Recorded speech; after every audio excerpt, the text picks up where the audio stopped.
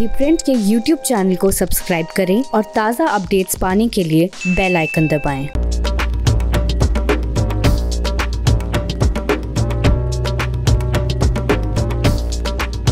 इस महीने की सबसे बड़ी राजनीतिक घटना कैबिनेट रिशफल के बाद सबकी नजरें इस बात पे थी कि राज्यसभा में सदन का नेता कौन होगा और किस तरह से बीजेपी के संगठन में जो चेंजेज होने हैं उसमें किसको क्या जगह मिलेगी, क्योंकि बीजेपी का जो सबसे डिसीजन मेकिंग की सबसे बड़ी जो बॉडी है पार्लियामेंट्री बोर्ड, उसमें 5 मेंबर्स की जो जगह है वो खाली है। हालांकि वो भरी नहीं गई है, लेकिन जैसे ही वो भरा जाता है उससे कहीं ना कहीं बीजेपी की राजनीति आगे किस तरह से आगे बढ़ेगी, कौन से ऐसे यंग नेता होंगे जो हाईएस्ट डिसीजन मेकिंग बॉडी में जगह पाएंगे, उस पर सबकी नज़रें होंगी। लेकिन उससे ज़्यादा दिलचस्पी लोगों की इस बात में थी कि राज्यसभा में सदन के नए नेता के रूप में किनका चयन होता है।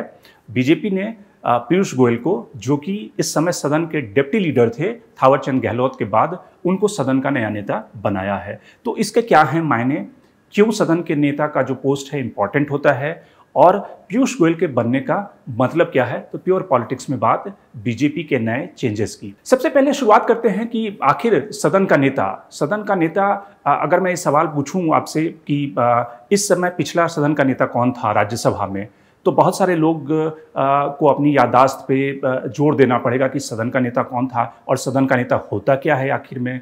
कई सारे लोग अरुण जेटली का नाम लेंगे, कई सारे लोग थावरचंद गहलोत का नाम लेंगे, लेकिन जो राज्यसभा में सदन का नेता और लोकसभा में जो सदन का नेता है वो काफ़ी इम्पॉर्टेंट और काफ़ी महत्वपूर्ण पद है। वो किस मायने में महत्वपूर्ण है? वो इस मायने में महत्वपूर्ण है कि लोकसभा में जो सदन का नेता होता है वो अमूमन प्रधानमंत्री होते हैं, अगर प्रधानमंत्री उस सदन से चुनकर आते हैं, यानी कि लोकसभा से चुनकर आते हैं।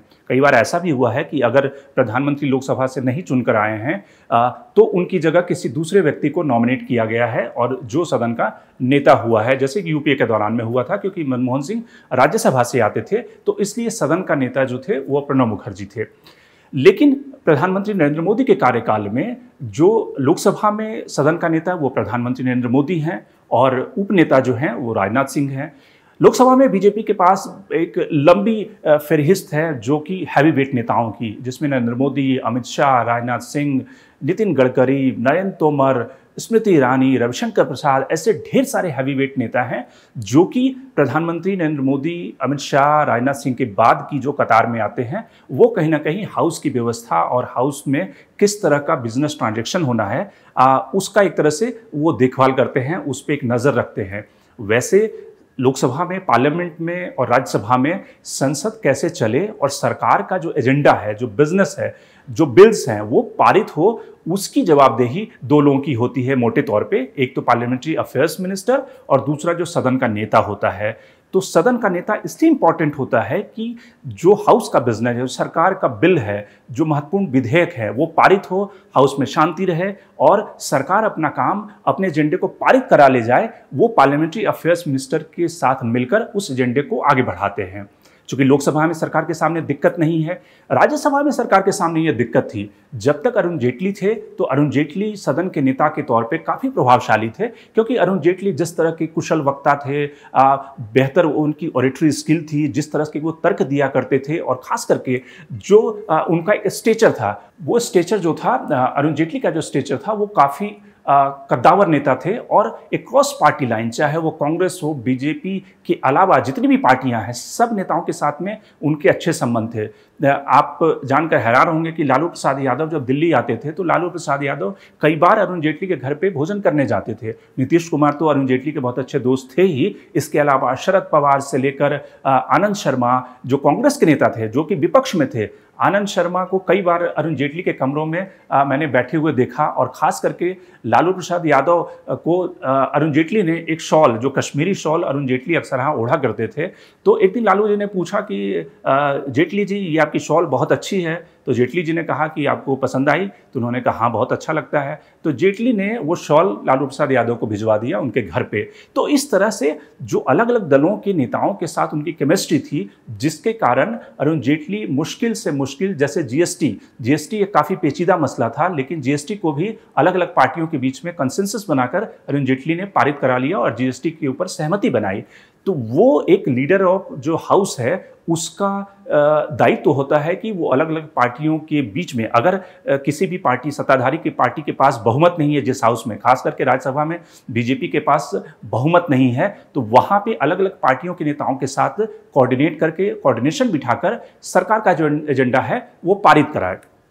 इतिहास में अगर इससे पहले आप देखें तो ये पहली बार ऐसा हुआ कि कोई लाइट वेट नेता, थावरचंद गहलोत राज्यसभा में सदन के नेता थे। इससे पहले अगर आप देखें, आज़ादी के बाद से देखें तो लाल बहादुर शास्त्री से लेकर 1960-70 के ज़माने में लाल बहादुर शास्त्री, लाल कृष्ण आडवाणी, उसके बाद 1980 के ज़माने में प्रणब मुखर्जी, फिर वीपी सिंह जो कि राजीव गांधी के समय मंत्री थे, वीपी सिंह के बाद देवगौड़ा, चंद्रशेखर, इंद्र कुमार गुजराल, ये सारे सब सदन के नेता थे प्रधानमंत्री रहते हुए। और उसके बाद के ज़माने में अगर देखें, बीजेपी के जब अटल जी की सरकार थी तो सिकंदर वक्त जो हैवी वेट नेता थे, उसके बाद जसवंत सिंह हैवी वेट नेता थे, उसके बाद फिर जब सरकार बनी प्रधानमंत्री नरेंद्र मोदी की, तो अरुण जेटली को सदन का नेता बनाया गया, क्योंकि अरुण जेटली वैसे तो अमृतसर का वो चुनाव लड़ रहे थे, लेकिन जब चुनाव हार गए तो सदन का नेता अरुण जेटली थे। लेकिन जेटली की अचानक मौत के बाद थावरचंद गहलोत को बनाया गया, जो काफ़ी लाइट वेट नेता। वैसे थावरचंद गहलोत काफ़ी भले आदमी, सज्जन आदमी, लेकिन जब सरकार का एजेंडा पारित होता था, दो ऐसे महत्वपूर्ण बिल थे जब मुझे ध्यान है कि जिस समय ट्रिपल तलाक का विधेयक था और जो एब्रोगेशन ऑफ 370 हुआ, जम्मू कश्मीर में धारा 370 को हटाया गया, वो दोनों ऐसे मौके थे जब फ्लोर कोऑर्डिनेशन, जो फ्लोर मैनेजमेंट का काम था, वो थावरचंद गहलोत नहीं बल्कि धर्मेंद्र प्रधान और भूपेंद्र यादव, पीयूष गोयल, ये तीन ऐसे लीडर थे जो अमित शाह से मिलकर वो पूरी रणनीति, पूरी स्ट्रैटेजी बना रहे थे। थावरचंद गहलोत अपने कमरे में अकेले बैठे रहते थे, अपनी फाइलें निपटाते रहते थे सदन का नेता होने के बावजूद।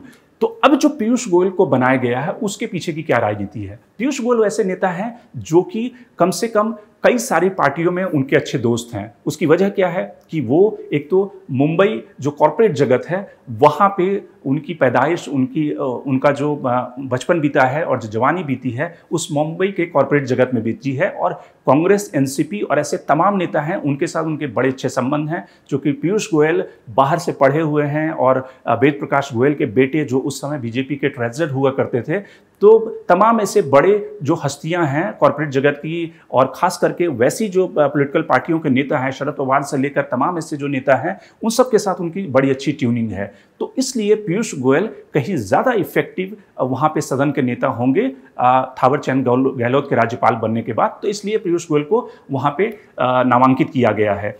बीजेपी के सामने 2-3 और ऑप्शन थे। निर्मला सीतारमण जो कि फाइनेंस मिनिस्टर हैं और राज्यसभा से ही आती हैं। इसके अलावा धर्मेंद्र प्रधान जो राज्यसभा से आते हैं और मिनिस्टर हैं। इसके अलावा भूपेंद्र यादव जो अभी कैबिनेट में आए हैं। इन तीनों के बीच में से भी चुनाव किया जा सकता था, लेकिन चूंकि जो हाउस का लीडर होता है उसका काफ़ी समय राज्यसभा को चलाने में या लोकसभा को चलाने में खर्च होता है, क्योंकि हाउस जब तक चल रहा होता है उससे हाउस में मौजूद रहना होता है या अपने कमरे में होना होता है। और चूंकि निर्मला सीतारमण एक हैवी वेट मिनिस्टर है, फाइनेंस मिनिस्ट्री का पोर्टफोलियो संभालती है, उनके पास उतना वक्त नहीं होगा, और उनकी जो एक तरह से केमिस्ट्री भी बाकी दल के नेताओं के बीच में बहुत अच्छी नहीं है। क्योंकि कई बार आपने देखा होगा कि किस तरह से निर्मला सीतारमण को बाकी नेताओं के साथ उनकी झड़प हुई है, और तो वहाँ पे एक उस तरह का सुलझा हुआ नेता चाहिए जो कि मॉडरेट हो, जो बाकी लोगों की बातें सुने और बाकी लोगों की बात सुनकर एडजस्टमेंट कर सके किसी बिल को पारित कराने के लिए, जिसके कि माहिर पीयूष गोयल माने जाते हैं। तो इसलिए पीयूष गोयल की अपॉइंटमेंट वहाँ पे हुई है।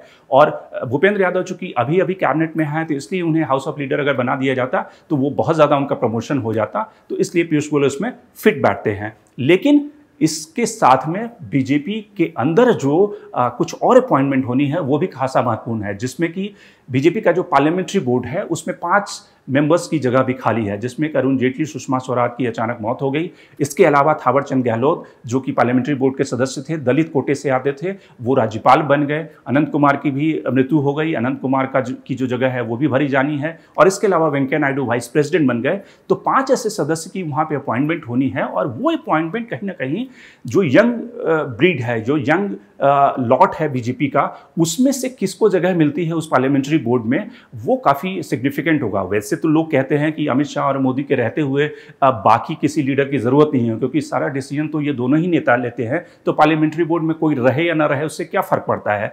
लेकिन बीजेपी की कॉन्स्टिट्यूशन और ख़ास करके चीफ मिनिस्टर के चुनाव और जो बड़े फैसले होते हैं वो पार्लियामेंट्री बोर्ड से होते हैं, तो इसलिए वहाँ पर कौन नेता आता है वो काफ़ी सिग्निफिकेंट होगा, क्योंकि उस पार्लियामेंट्री बोर्ड में एक दलित होगा थावरचंद गहलोत की जगह। वो क्या नए मंत्री जो मध्य प्रदेश से आए हैं वीरेंद्र कुमार खटीक, वो पार्लियामेंट्री बोर्ड में जगह पाएंगे। निर्मला सीतारमन महिला होने के कारण जगह पाएगी, क्योंकि सुषमा स्वराज महिला थी, तो उनका एक जगह रिप्लेसमेंट कोई महिला होना चाहिए पार्लियामेंट्री बोर्ड में। और कौन से सदस्य आएंगे, धर्मेंद्र प्रधान, पीयूष गोयल, इन सब में से कौन आएगा पार्लियामेंट्री बोर्ड में, ये बीजेपी की जो फ्यूचर पॉलिटिक्स है उसको कहीं ना कहीं आगे उसका एक रिफ्लेक्शन दिखाएगी। Shankar Animesh, the Print. लेकिन आप हमारे YouTube चैनल को सब्सक्राइब करना ना भूलें, और साथ ही सब्सक्रिप्शन है जो हमारा 159 का जो सब्सक्रिप्शन है उसको लेना ना भूलें, और जो हमारे ढेर सारे प्रोग्राम हैं, हमारे ढेर सारे वीडियोज़ हैं, उस पर लगातार लाइक करें और उस पर अपने कमेंट्स दें। और इस सब्सक्रिप्शन के ज़रिए आप हमारे जो रिपोर्टर्स हैं, जो प्रोग्राम हैं, उनके साथ डायरेक्ट जुड़ सकते हैं, वो आपके सवालों का डायरेक्ट जवाब देंगे। ये सारी बेनिफिट इस सब्सक्रिप्शन लेने का है। शंकर एनिमेश।